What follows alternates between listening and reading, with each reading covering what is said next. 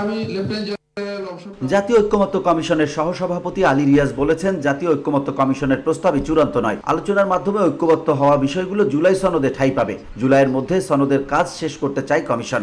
জাতীয় সংসদ বলতে পারি যেহেতু মঙ্গলবার সকালে রাজধানীর ফরেন সার্ভিস একাডেমিতে ঐক্যমত্য কমিশনের সঙ্গে রাজনৈতিক দলগুলোর দ্বিতীয় পর্যায়ের আলোচনার শুরুতে তিনি এসব কথা বলেন। অন্যদের সাথে রেখে কতদূর যাওয়া যায় সেটাই জাতীয় ঐক্যমত্যের জায়গা। সেদিক থেকে আমরা যখন প্রস্তাবটা সংশোধিত আকারে আজকে উপস্থাপন করেছি, সেটা হচ্ছে 2 মাসের আলোচনার ফল। সেক্ষেত্রে তো আপনি হয়তো ভাবতে পারেন বসে যে আমি তো এটা বলিনি।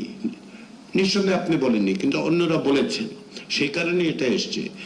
তো সেই জায়গায় যেটা সাইফুল ভাই বলছিলেন যে যেহেতু থার্ড বিষয়টা সংবিধান সংশোধন, আপনি একটা রাষ্ট্রপতি নির্বাচনের কথা বলেছেন, তো আমরা যেটা করতে পারি যে এই 3টা বিষয়ে বিবেচনার জন্য সিদ্ধান্তটা থাকলো যে এগুলো কম বেশি আমরা মিনিমাম এই জায়গায় আসতে পারি।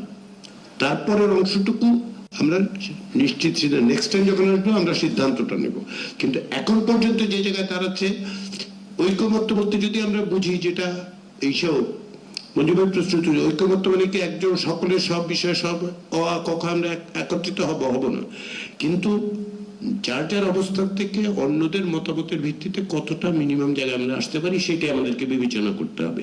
এই বৈঠকে রাজনৈতিক দলগুলোর সঙ্গে কমিশনের আলোচনা হবে বিষয়ভিত্তিক। পবিত্র ঈদুল আজহার আগে একদিন এবং ঈদের পরে দলগুলোর সঙ্গে ধারাবাহিকভাবে বিষয়ভিত্তিক আলোচনা চলবে। বিশেষ করে সংবিধান সংস্কার কমিশনের যেসব মৌলিক প্রস্তাবে এখন ঐক্যমত্য হয়নি সেগুলো এই পর্বে বেশি গুরুত্ব পাবে, যার অন্যতম 70 নম্বর অনুচ্ছেদের সংস্কার, সংসদের স্থায়ী কমিটিগুলোতে বিরোধী দলের নেতৃত্ব বৃদ্ধি, নারী আসনের সংখ্যা বাড়ানো এবং তত্ত্বাবধায়ক সরকারের মেয়াদকাল। কমিশনের দায়িত্বের দিক থেকে সম্ভব না।